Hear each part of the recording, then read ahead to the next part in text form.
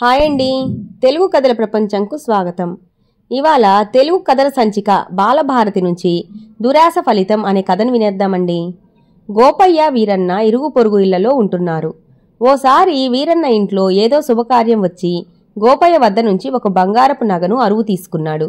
శుభకార్యం జరిగిపోయింది. అయినా వీరన్న ఆ నగను గోపయ్యకు తిరిగి ఇవ్వలేదు. ఇహ ఓర్చుకోలేక గోపయ్య ఓ రోజు తన నగ ఇచ్చేయమని వీరన్నను అడిగాడు. ఏ నగ సంగతి నువ్వు అడుగుతున్నది అన్నాడు వీరన్న ఏమీ ఎరగనట్టు. అదేమిటి వీరన్న, శుభకార్యానికి అని అరువు తీసుకున్నావు కదా అన్నాడు గోపయ్య. చాలు చాలు వెళ్ళు అంటూ కసిరాడు వీరన్న. గోపయ్య చేసేది లేక న్యాయాధికారి వద్దకు వెళ్లి తన గోడు చెప్పుకున్నాడు. న్యాయాధికారి వీరన్నను పిలిచి విచారించాడు. వీరన్న అందుకు ఏమాత్రం తొనక్కుండా గోపయ్యే తన వద్ద నగ అరువు తీసుకుని తిరిగి ఇవ్వకుండా ఉన్నాడని ఎదురు ఫిర్యాదు చేశాడు. న్యాయాధికారి వీరన్న అబద్ధం ఆడుతున్నాడని పసిగట్టేశాడు. అయినా గోపయ్య వీరన్నకి నగ ఇచ్చినట్లుగా ఏమీ ఆధారం లేదు, సాక్షులు కూడా లేరు.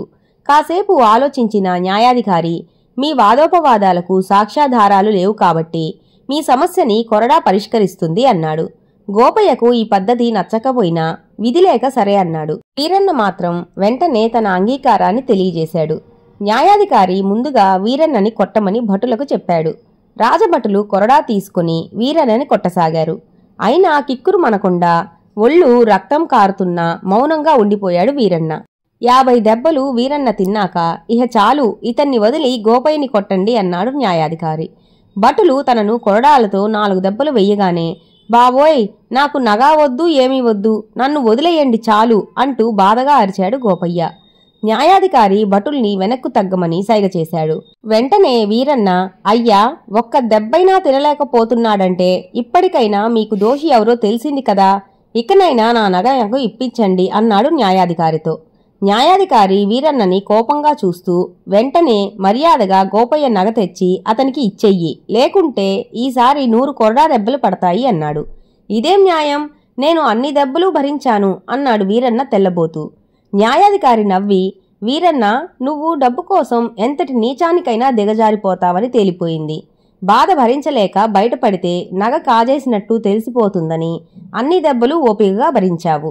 పైగా మరో నగ గోపయ్య వద్ద నుంచి వస్తుంది కదా అని సంతోషంగా దెబ్బలు తిన్నావు.